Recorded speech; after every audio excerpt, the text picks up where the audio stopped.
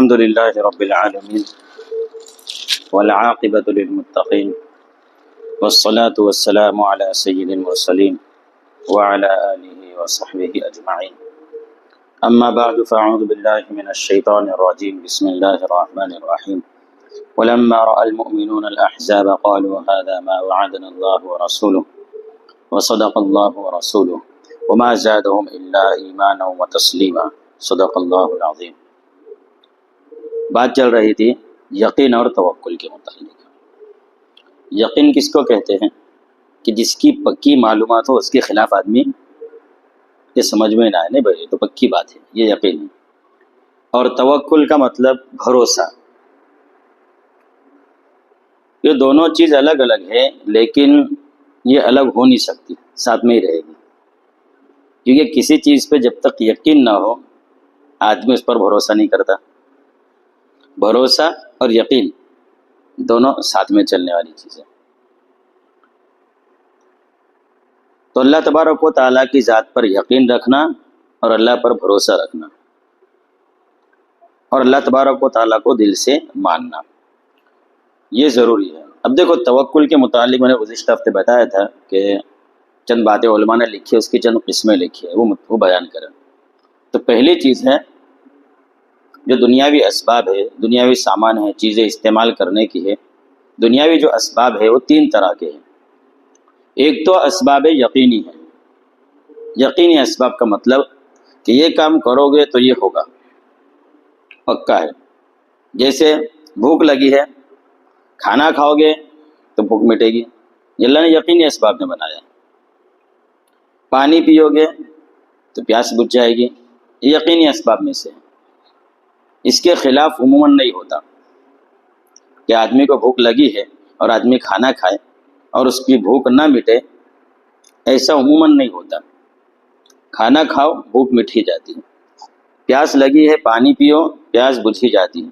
کھانے سے اور پینے سے انسان کے پیٹ کا بھرنا اور پیاس بجھ جانا یہ یقینی چیز ہے۔ ہاں، اس کے خلاف کبھی ہوتا ہے وہ بیماری کی وجہ سے، جیسے استسقاء کی بیماری ہوتی ہے جس کو جلندر غالباً کہتے ہیں ہندوستان کے اندر، جس کے اندر آدمی پانی پیتا ہے لیکن اس کی پیاس نہیں بجھتی ہے۔ اور اسی طرح ایک بیماری ہوتی ہے جوع البقر کی، کہ آدمی کھاتا ہے لیکن اس کی بھوک نہیں مٹتی ہے۔ تو یہ بیماری کی وجہ سے ہوتا ہے، لیکن عام حالت کے اندر انسان کھانا کھائے گا بھوک مٹے گی، پانی پیے گا پیاس بجھے گی، یہ یقینی اسباب میں سے۔ تو اللہ تبارک و تعالیٰ نے جن اسباب کو یقینی رکھا ہے ان کو اختیار کرنا اللہ نے ضروری قرار دیا ہے۔ اگر کوئی انسان بھوک لگنے کی وجہ سے کھانا نہ کھائے اور کہے کہ میں اللہ کے بھروسے پہ رہتا ہوں، میں کھانا نہیں کھاؤں گا، اللہ میرا پیٹ بھرے گا، یہ کہہ کر پڑا رہا اور بھوکے حالت کے اندر انتقال ہوا تو یہ خودکشی کرنے والا ہوگا، اللہ کی نافرمانی کر کے مرنے والا ہوگا۔ کیوں؟ کیونکہ اللہ تبارک و تعالیٰ نے ایک چیز دی ہے، بس سامان دیا ہے، کھانا دیا ہے، اب بھوک لگی ہے تو کیوں نہیں کھا رہا ہے؟ یہ کھانا کس نے دیا؟ اللہ ہی نے تو دیا ہے، اور پھر کہہ رہا ہے کہ میں کھانا نہیں کھاؤں گا اللہ میرا پیٹ بھر دے گی، تو غلط بات ہوگی۔ کہ اللہ ہی نے بھوک بھی دیا اور اللہ ہی نے کھانا بھی دیا ہے۔ پیاس لگی اللہ نے پانی بنایا ہے، پیاس لگے گی پانی پیو، تمہاری پیاس بجھ جائے گی۔ اللہ نے ہی پیاس بھی دیا اور اس کے بجھانے کا سبب بھی اللہ نے ہی دیا۔ تو جو یقینی اسباب ہوتے ہیں ان کو اختیار کرنا یہ ضروری ہے، اور ان کو چھوڑ دینا گناہ ہے۔ اب دوسرے اسباب ہوتے ہیں اسباب ظنی۔ اسباب ظنی کا مطلب یہ ہوتا ہے کہ اکثر ان اسبابوں کی وجہ سے کام ہو جاتا ہے، کبھی کبھار نہیں بھی ہوتا ہے۔ جیسے علاج کرنا، انسان بیمار ہوتا ہے، ڈاکٹر کے پاس جاتا ہے، ڈاکٹر کی دوائیوں سے اکثر و بیشتر بیماریاں دور ہوتی ہیں، کچھ کے لوگوں کے نہیں ہوتی ہیں۔ تو یہ اسباب ظنی کا مطلب زیادہ تر کام ہو جاتا ہے اور کم نہیں ہوتا ہے۔ تو جن چیزوں سے زیادہ تر کام ہو جاتا ہے اور بہت کم ایسا ہوتا ہے کہ کام نہ ہو، ان کو کہتے ہیں اسباب ظنی۔ اور اسباب ظنی کا اختیار کرنا شریعت میں سنت ہے۔ آپ صلی اللہ علیہ وسلم نے ایک مرتبہ کہا یا عباد اللہ تداو، یہ اللہ کے بندو علاج کرو، یعنی جب بیمار ہو جاؤ تو بیماری کا علاج کرو۔ آپ صلی اللہ علیہ وسلم نے بھی علاج کیا ہے، آپ صلی اللہ علیہ وسلم نے وہ پچنا لگایا ہے، علاج کیا ہے، اپنے گھر والوں کا بھی علاج کرایا ہے، اور لوگوں کو بھی کہا کہ علاج کراؤ۔ تو دیکھو، دوا کرنا اور علاج کرنا اکثر و بیشتر حالت کے اندر اس سے کیا ہوتا ہے، کام ہو جاتا ہے، کبھی کبھی کام نہیں ہوتا ہے۔ تو ان اسباب کا اختیار کرنا کیا ہے، سنت ہے، ہمارے نبی کی سنت ہے۔ لیکن ان چیزوں کو بھی اختیار کرتے ہوئے توکل اور بھروسہ کس پر ہوگا، اللہ کی ذات پر۔ چاہے اسباب یقینی ہو، یعنی یقینی چیز ہو، کھانا کھاؤ گا تو پیٹ بھر ہی جائے گا، لیکن اس وقت بھی نظر کہاں ہوگی، اللہ کی ذات پر۔ اسباب ظنی کو اختیار کر رہا ہے کہ اکثر و بیشتر اس سے تو فائدہ ہو ہی جاتا ہے، تو اس کو اختیار کر رہا ہے، لیکن یقین کس سے ہے، توکل کس سے ہے، اللہ کی ذات سے، کہ یہ تو میرا کام ہے، میں کر رہا ہوں۔ طبیب کے پاس جانا، اور طبیب کا کام کیا ہے، اصل بیماری کو تلاش کرنا اور اس بیماری کے حساب سے دوا دینا، اور دوا دے کر کچھ پرہیز وغیرہ بتایا۔ اب طبیب مریض کا کام کیا ہے کہ اس دوا کو استعمال کرے گا، اور جن چیزوں سے بچنے کا کہا ہے، پرہیز کرنے کا کہا ہے، وہ کرے گا۔ اور پھر توکل کس پر، بھروسہ کس پر، اللہ کی ذات پر۔ تو یہ ہے توکل۔ تو دو چیزیں ہوئی، ایک تو یقینی اسباب، ایک ظنی اسباب، اور ایک ہوتے ہیں اسباب وہمیہ، یعنی ہوگا یا نہیں ہوگا اس کی کوئی گارنٹی نہیں ہے، ہو جائے گا نہیں بھی ہوگا، وہمی چیز ہے۔ اور وہ کیا ہے، یہ تعویذ وغیرہ کرنا، جھاڑ پھونک، تعویذ گلے میں لٹکانا، باپوں کے پاس جانا۔ تو اسباب وہمیہ سے اللہ تبارک و تعالیٰ کی ذات پہ توکل میں کمی آتی ہے۔ اسباب وہمیہ ایسی چیز ہے کہ اللہ تبارک و تعالیٰ کی ذات پر یقین کے اندر کمی آ جاتی ہے، توکل میں کمی آ جاتی ہے۔ اسی لیے علماء نے اس کو منع لکھا ہے کہ یہ مت کرو۔ ہاں، شریعت نے کچھ حد تک کہ اس کی اجازت دی، شریعت کے دائرے میں رہتے ہوئے۔ قرآن کریم کی آیتیں ہیں، احادیث کے اندر جو دعائیں ہیں، اس کے ذریعے جھاڑ پھونک کر لیا جائے بس، ورنہ اس کو باقاعدہ علاج کے طور پر تسلیم کرنا، اس سے اللہ تبارک و تعالیٰ کی ذات سے توکل کم ہوتا ہے۔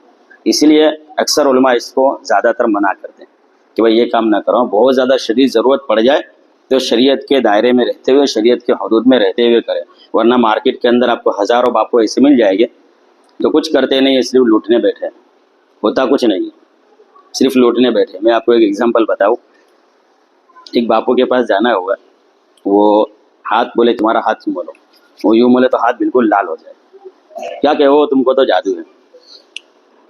اب وہ حالانکہ کچھ تھا، تو پوچھے کہ بھائی ہمارے ایک استاد انہوں نے بتایا، میرا دوست ہے، میں نے اس سے پوچھا کہ یہ تو کیسے کرتا ہے؟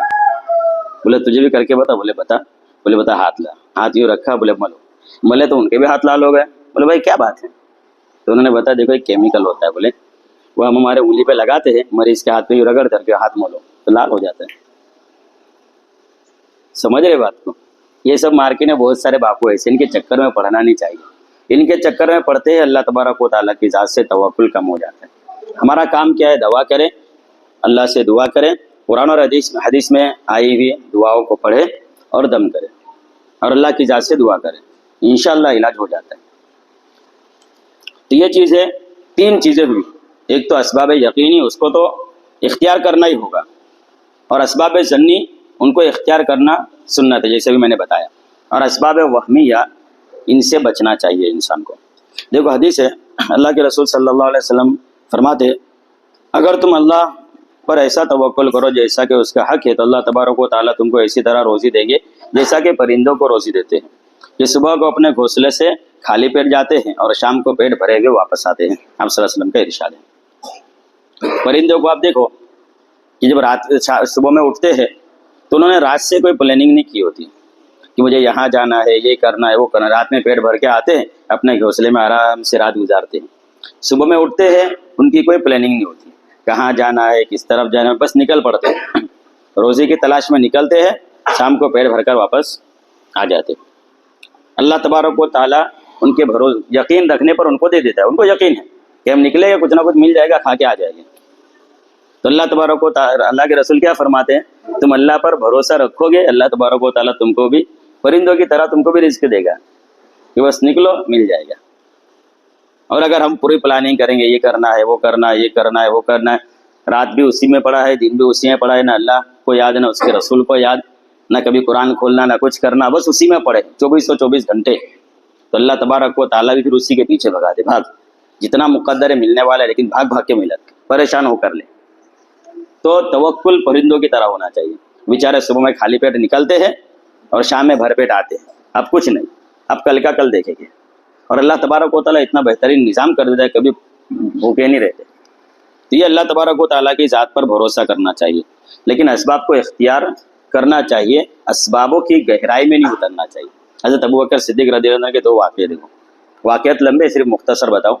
नबी करीम सल्लल्लाहु अलैहि वसल्लम जब दुनिया से पर्दा कर गए तो हज़रत अबू बकर को खलीफा बनाया गया मदीना मुनव्वरा के अंदर, यानी खलीफतुल मुस्लिमीन, पूरे मुसलमानों के मेन जिम्मेदार कौन? हज़रत अबू बकर।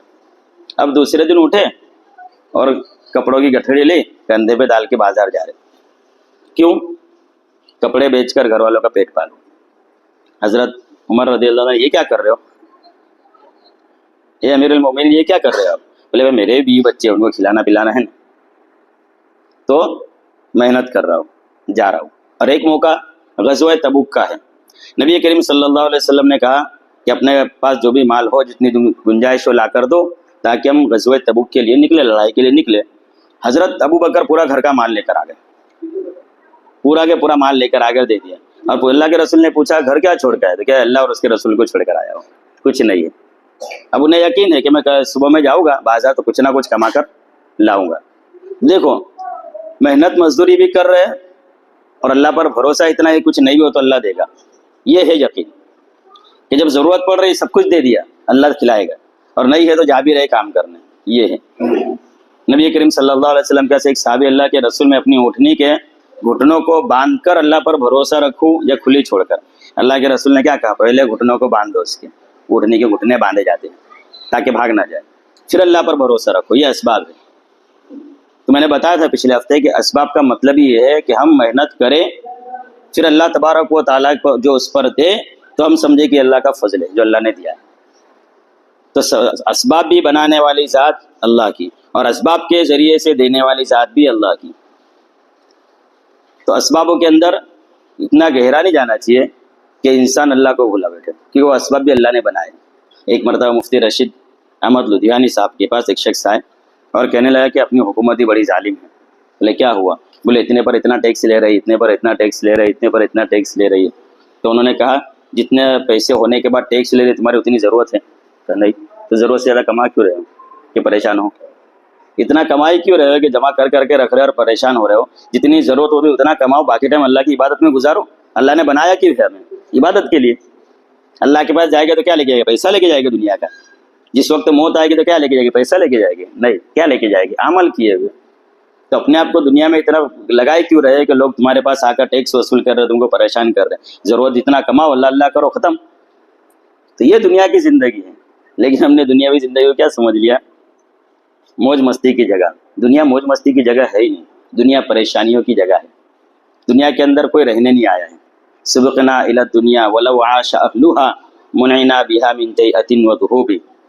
मुतनब्बी ने बड़ा ज़बरदस्त शेर कहा है कि दुनिया वाले, दुनिया कैसी आने जाने की जगह है कि पहले लोग अगर दुनिया में आकर रह लेते तो हमको यहाँ पे आने से रोक दिया जाता। अगर आदम अलैहिस्सलाम से लेकर आज तक के सारे लोग दुनिया में ज़िंदा रहते तो बच्चे पैदा करता कोई? पेट में मार डालते, ख़त्म कर देते, भाई कहाँ दुनिया में जगह ही नहीं रहने। लेकिन वो लोग गए तो अपना रास्ता आसान हुआ। तो ये कह रहा मुतनब्बी, सबक़ना इला दुनिया, दुनिया के पहले लोग आकर चले गए। वलौ आश अहलु, अगर दुनिया वाले इस वक्त जिंदा रहते, मुनिअना बिहा मिन जैअतिन व दुहूबी, तो यहाँ हमको आने और जाने से रोक दिया जाता। कोई हमको आने नहीं देता, हम दुनिया में भी होते नहीं, वो पुराने लोग ही जीते रहते। समझ रहे थे? दुनिया आने जाने की जगह है, रहने की जगह नहीं है। यहाँ सिर्फ ये इम्तिहान का हॉल है। जैसे इम्तिहान के पर्चे में बच्चा बैठता है तो इधर उधर घूमने फिरने पे ध्यान नहीं देता, क्या कैसा है, क्या लगा है हॉल में, क्या चीज़ें देखने जैसी है, क्या कुछ नहीं देखता। उसका जहन का होता है कि मुझे एग्ज़ाम के अंदर पास होना है। तो दुनिया ऐसी है कि अल्लाह तबारक व तआला ने यहाँ क्या क्यों भेजा है? कौन पास होकर आता है ये देखने के लिए। अल्लाह तबारक व तआला हमें सही समझ दे और अल्लाह की ज़ात पर यकीन और भरोसा रखने वाला बनाए।